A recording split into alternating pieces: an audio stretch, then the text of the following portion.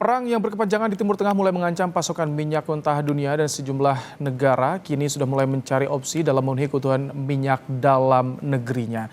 Kita akan membahasnya, saudara, bersama dengan ekonom UI, Telisa Aulia. Selamat malam, Bu Telisa.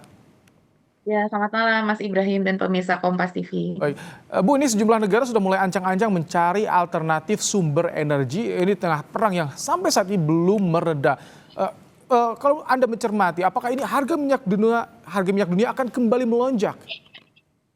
Ya, kalau kita amati kegagalan gencatan senjata, ada kemungkinan higher for longer istilahnya. Jadi, artinya harga minyak yang tinggi melebihi rata-rata normal historis selama ini, itu mungkin terjadi. Kita perlu antisipasi sih, tidak bermaksud menakuti ya.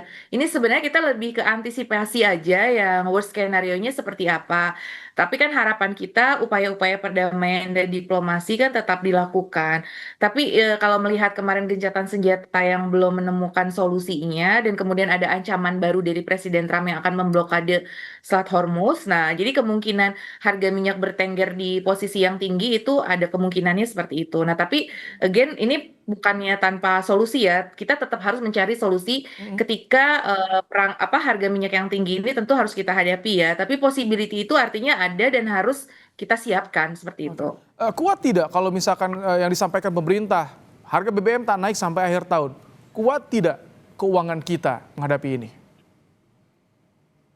Ya, tentunya kita berharap APBN kita kuat asalkan APBN kita fleksibel dan adaptif ya. Artinya pemerintah kan satu sudah melakukan upaya efisiensi dengan transformasi budaya kerja. Itu kan bisa menghemat APBN. Kemudian yang kedua, penerimaan pajak kita kan nanti di Cortex ini akan dilaporkan nih di April ya, terutama karena dimundurkan. Nah, harapannya penerimaan pajak di April yang dari masyarakat itu dan dari perusahaan itu juga bisa menutupi defisit kita agar tidak melebihi dari 3%. Sebenarnya kan kita karena punya boundary 3% dari PDB, kita kan harus melihat nih pendapatan pajak kita berapa. Nah, kalau pendapatan pajak kita itu ada harapan nanti di bulan April ini reportnya seperti apa. Nah, itu kekuatan APBN kita nanti bisa terbaca di situ gitu. Kalau misalkan penerimaan pajaknya cukup baik, ya seharusnya bisa menutupi disertai dengan efisiensi dan disertai dengan fleksibilitas dari pos-pos anggaran itu sendiri ya. Jadi mau nggak mau anggaran-anggaran itu kan harus ada yang direalokasi seperti itu untuk ke arah subsidi BBM untuk yang BBM bersubsidi.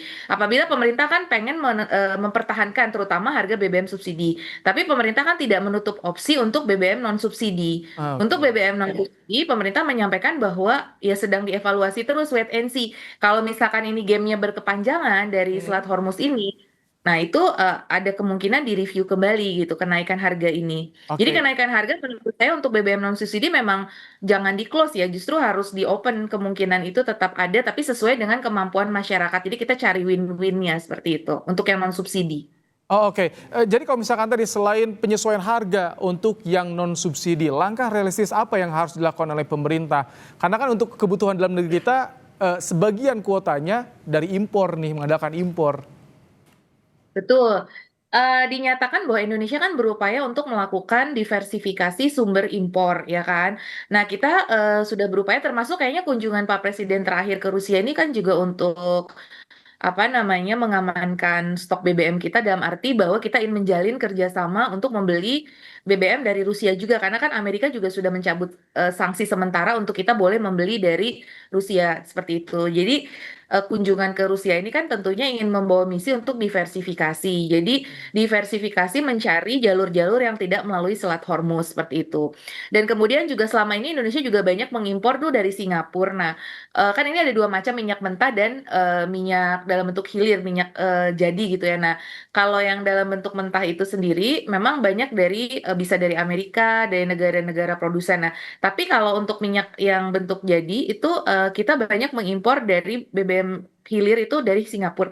Nah, kekuatan Singapura ini juga akan menentukan seberapa kita juga stok ini karena kan kita selama ini memang mengandalkan kepada Singapura gitu ya. Makanya diversifikasi ke negara-negara impor ya apa eksportir migas ini juga tentu sangat diperlukan. Kita harus mencari sumber-sumber lain yang jalurnya relatif lebih aman seperti itu. Oke. Tapi kan Tidak bisa itu aja, nggak cukup. Yang kedua kan harus diversifikasi dari sumber daya domestik sendiri, terutama untuk energi baru terbarukan. Jadi shifting ke listrik, shifting ke energi terbarukan seperti energi surya, energi berbasis angin, hydropower, dan lain sebagainya itu memang harus dilakukan berbasis baterai sehingga mengurangi ketergantungan kita kepada migas. Jadi ini Oke. BBM dan juga termasuk LPG ya. Bu Telisa, ini efek domino seperti apa yang bisa mengancam jika harga minyak ini terus tak terkendali dan kita belum siap? Nah, eh satu yang akan segera ke-hit kan memang APBN ya. Jadi yang pertama, garda pertama itu APBN dalam arti karena ada pembengkakan subsidi energi di sini. Kalau kita hitung setiap kenaikan dari harga minyak berapa barel itu dari $1 ya, dari ICP yang diasumsikan di dalam APBN itu, maka defisit kita bisa naik sekitar 7 triliun gitu ya kalau tidak salah dari sensitivity-nya. Nah, kalau misalkan naiknya itu $20 dari harga yang ada di ICP, nah itu kita bisa ada pembengkakan subsidi energi ya. Maksudnya maaf itu pembengkakan subsidi energinya bisa bertambah sekitar lebih dari 100 triliun. Nah, tetapi apa namanya hitungan-hitungan ini tentu harus divalidasi lagi ya. Jadi Hmm. artinya bahwa pembengkakan subsidi energi ini akan semakin menekan APBN kita. Nah, ketika subsidi energi ini dipertahankan tanpa kenaikan harga ya, diasumsikan tidak ada kenaikan harga baik untuk subsidi maupun non subsidi, Iya. itu akan menekan belanja lainnya. Jadi belanja-belanja lain itu otomatis akan di-cut semua gitu. Harus Oke. ya apa selama itu yang dalam list pemerintah ya, mana yang di-cut atau tidak. Tetapi itu kan otomatis efisiensi anggaran ini akan semakin ketat lagi. Nah, ketika itu kan Hmm. kalau efisiensi anggaran terus-terusan juga ada pertumbuhan ekonomi pasti yang dikorbankan seperti itu. Karena ada Oke. kegiatan-kegiatan yang itu perlu tapi juga dikorbankan. Ada kegiatan yang tidak perlu diefisienkan, tapi yang masih perlu kan otomatis ada yang berkurang Baik. ya. Jadi artinya multiplier efeknya akan berkurang juga sebagian gitu. Nah, oleh karena itu ya pasti aktivitas ekonomi mungkin ada sebagian yang melambat, terutama yang Hmm. tergantung sama government sektor seperti itu. Oke. Seperti infrastruktur sektor itu juga akan melambat karena kan Oke. pemerintah Akan terutama terdampak ya. infrastruktur nih, Baik. ya infrastruktur yang di-cut ya juga Oke. Terima belanja kasih infrastruktur. untuk ulasannya, Bu Telisa Aulia Valianti, ekonom UI, menyampaikan pandangan di program Kompas Malam hari ini.